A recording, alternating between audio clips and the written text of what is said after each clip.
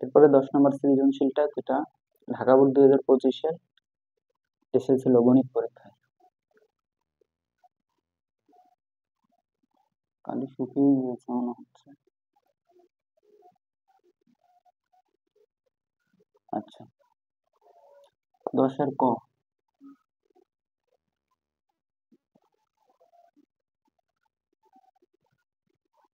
নম্বরের প্রশ্ন হচ্ছে, কোন একটা শ্রেণীর উচ্চ সীমা দেওয়া আছে 65 এবং মধ্যমান হচ্ছে এত হলে ওই শ্রেণীর নিম্ন সীমা নির্ণয় করো।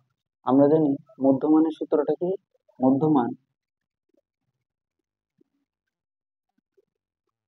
মধ্যমান ইজিক্যাল টু শ্রেণীর নিম্ন সীমা, শ্রেণীর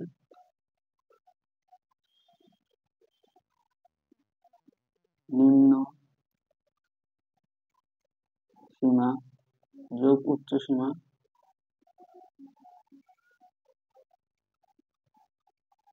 ডিভাইডেড বাই 2, বা মধ্যমানের মান কত? 62.5 ইজিক্যাল টু শ্রেণীর নিম্ন সীমার মান কত? নিম্ন সীমার মান বের করতে হবে, তাহলে নিম্ন সীমা যোগ উচ্চ সীমার মান হচ্ছে 65 ডিভাইডেড বাই 2, বা 62.5 গুণন 2,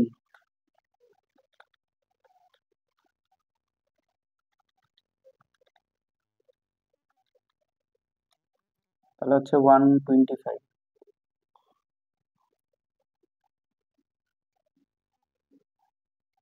প্লাস 65 আছে মাইনাস 65 ইকুয়াল টু নিম্ন সীমা।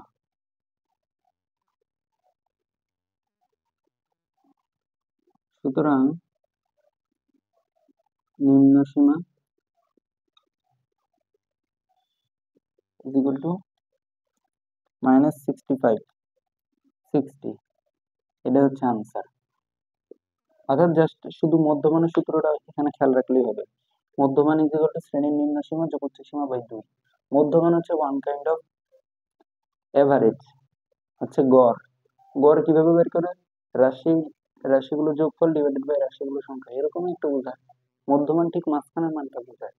ধরলাম 1, 2, 3, 4, 5, এই সংখ্যাগুলোর মধ্যমান কত? মধ্যমান হচ্ছে এই দুইটা বাদ দিলাম, এই দুইটা বাদ দিলাম, মাঝখানে কি থাকলো? 3, এটাই হচ্ছে মধ্যমান। আর গড় হচ্ছে যে সবগুলোর যোগফল ডিভাইডেড বাই 1, 2, 3, 4, 5, রাশিগুলোর যোগফল বাই রাশিগুলোর সংখ্যা করলে গড় হয়। আর মধ্যমান হচ্ছে শ্রেণীর নিম্ন সীমা যোগ উচ্চ সীমা বাই 2 করলে 3 পাওয়া যাবে। এটা হচ্ছে গড় আর মধ্যমানের মধ্যে পার্থক্য।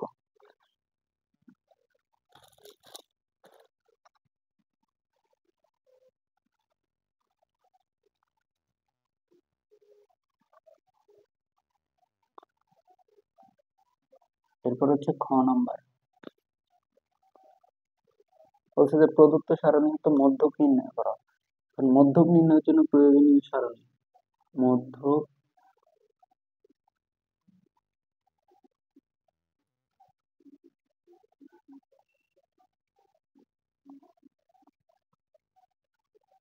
জন্য প্রয়োজনীয় সারণী।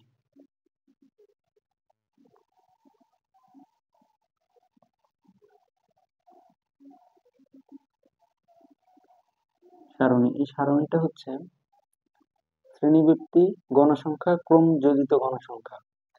তাতে এখানে ঘর হবে 1, 2, 3, 4, 5, 6টা।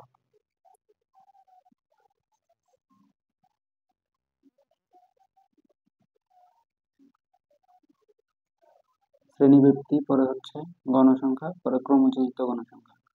এটা হচ্ছে 1, এটা হচ্ছে 2, এটা হচ্ছে 3, এটা হচ্ছে 4, ছিল 6টা। এখানে হচ্ছে শ্রেণী ব্যক্তি,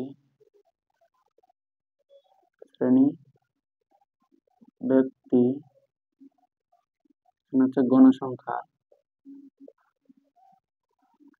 পরে হচ্ছে ক্রম যোজিত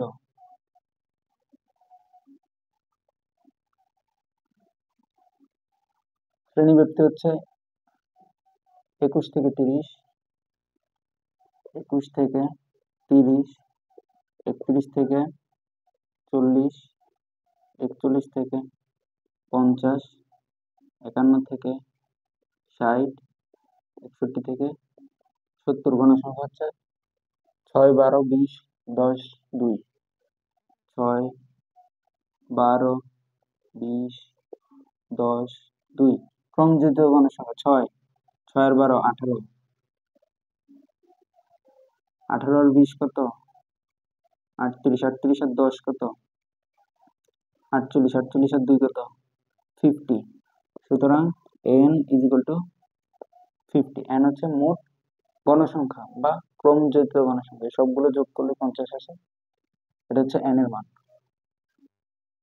তাহলে তাহলে n divided by 2 is equal to 50 by 2 is equal to 25।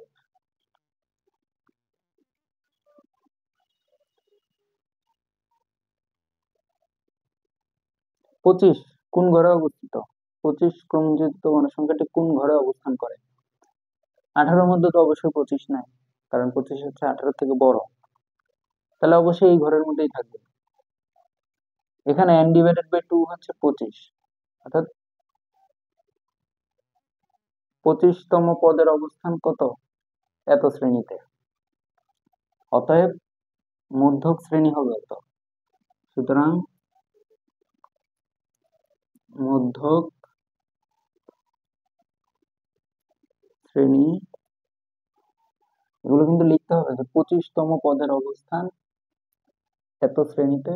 সুতরাং মধ্যক শ্রেণী হচ্ছে এটা, 41 থেকে 50, 41 থেকে 50, এটা হচ্ছে মধ্যক শ্রেণী। তাহলে তাহলে এই যে মধ্যক নির্ণয়ের জন্য যে যে ফর্মুলার যে যে মান লাগবে সেই মানগুলো আস্তে আস্তে নিয়ে আসবো। তাহলে এল ইজ ইকুয়াল টু মধ্যক শ্রেণীর নিম্ন সীমা, এল এর মান হচ্ছে মধ্যক শ্রেণীর নিম্ন সীমা 41। মধ্যক নির্ণয়ের সূত্রটা কি এটা আগে লিখে নিই। মধ্যক নির্ণয়ের সূত্রটি হচ্ছে মধ্যক, সুতরাং মধ্যক is equal to L plus n/2 minus fc গুণন h/fm। এখন একটা একটা মান বের করে ফেলি। তাহলে l ইজ ইকুয়াল টু এত, n/2 is equal two 25, fc মধ্যক শ্রেণীর পূর্বে শ্রেণীর যোজিত গণসংখ্যা, এটা হচ্ছে fc। fc হচ্ছে মধ্যক শ্রেণীর পূর্বের শ্রেণীর যোজিত গণসংখ্যা 18।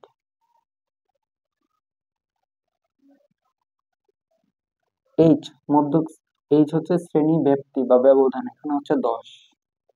10 কিভাবে? কারণ 21, 22, 23, 24, 25, 26, 27, 28, 29, 30, 10। fm হচ্ছে মধ্যক শ্রেণীর গণসংখ্যা কত? 20। সুতরাং মধ্যক ইজ ইকুয়াল টু এল এর মান হচ্ছে 41, L plus n/2 minus fc into h/fm এর মান হচ্ছে 20। এখন 41 প্লাস ডিরেক্ট ক্যালকুলেটর করে ফেলি একদম।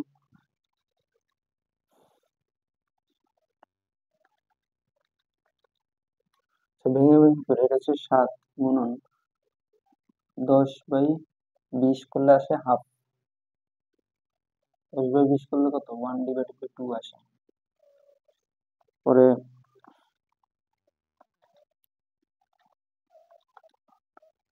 আগে গুণের কাজ করে ফেলি, তাইলে 41 যোগ 7/2,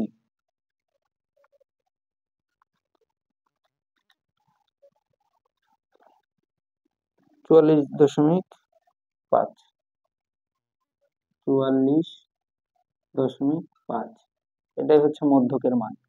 সুতরাং লাস্টে দিয়ে লিখে দিতে হবে, সুতরাং মধ্যক ইজ ইকুয়াল টু 44.5, এটাই আনসার।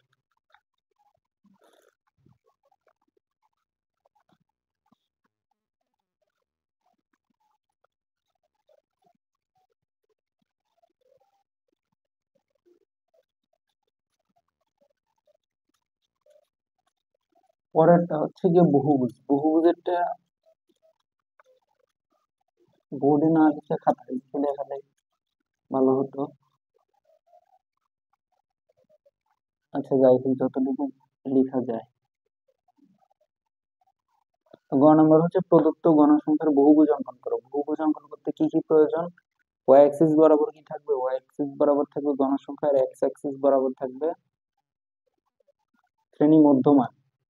এক্স অ্যাক্সিস বরাবর থাকবে শ্রেণী মধ্যমান। এখন বহুভুজ অঙ্কন করার জন্য প্রয়োজনীয় সারণী।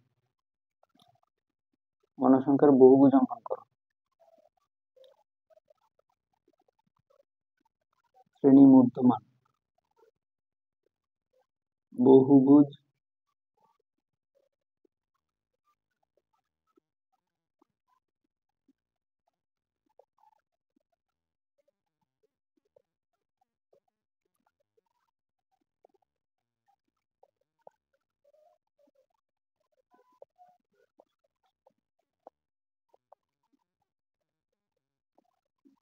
এটা হচ্ছে 1 2 3 4 5 6টা।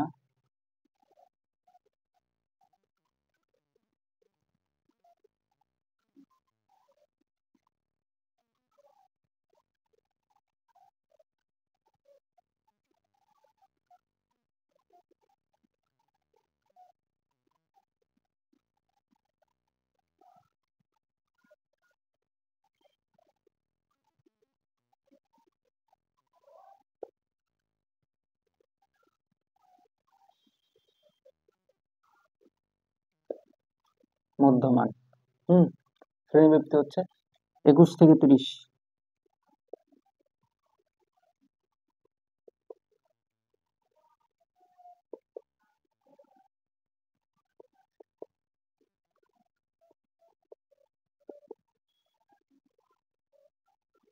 একষট্টি থেকে 70।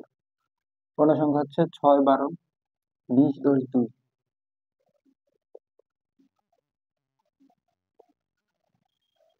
মধ্যমান হচ্ছে সর্বোচ্চ সংখ্যা যোগ সর্বনিম্ন সংখ্যা ডিভাইডেড বাই 2। তাহলে হচ্ছে সর্বোচ্চ সংখ্যা কত? 30 যোগ 21 ডিভাইডেড বাই 2।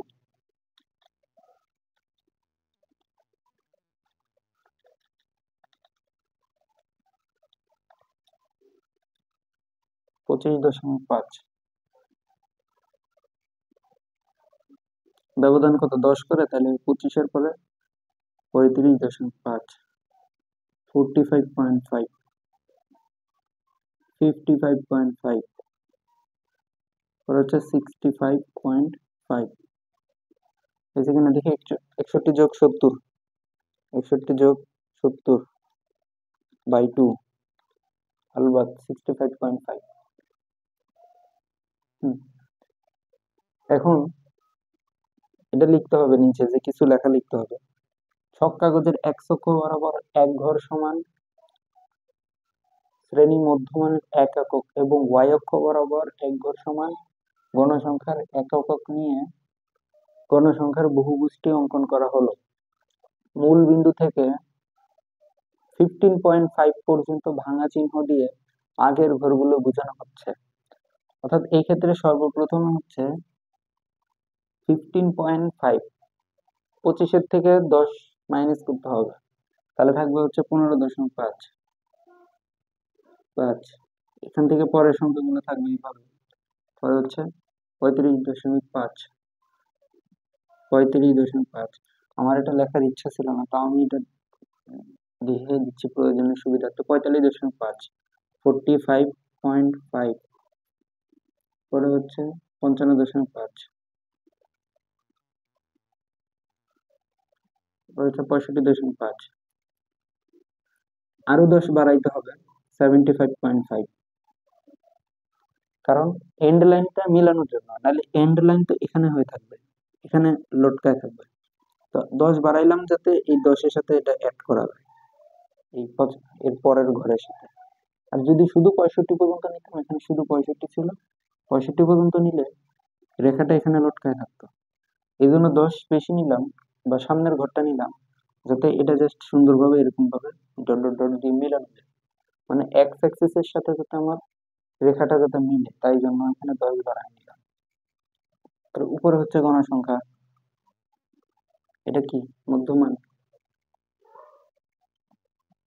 মধ্যমান, এটা উপরে হচ্ছে গণসংখ্যা,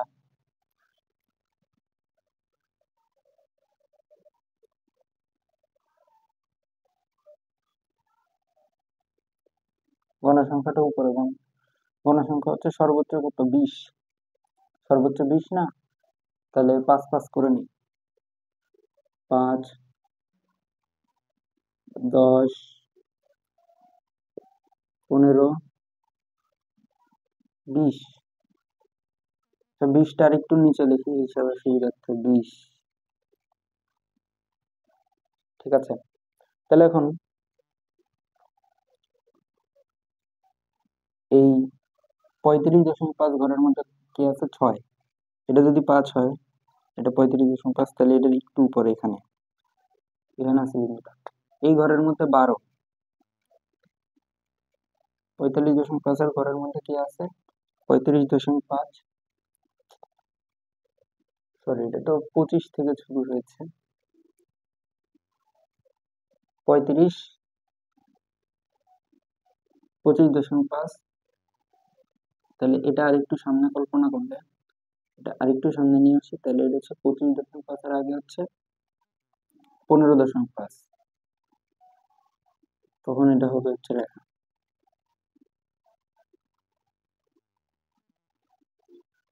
এই যে 25.5 এর আগে থাকবে 15.5, 25.5 এর মধ্যে কি ছিল, 6, এটা যদি 5 হয়, তাহলে 6 হচ্ছে একটু উপরে এখানে, 35.5 এর মধ্যে কি আসছে, এটা হচ্ছে 12, 10, 11, 12, এই জায়গাটায়।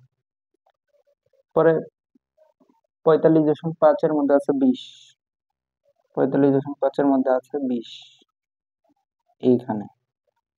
পরে 55.5 এর মধ্যে আছে 10,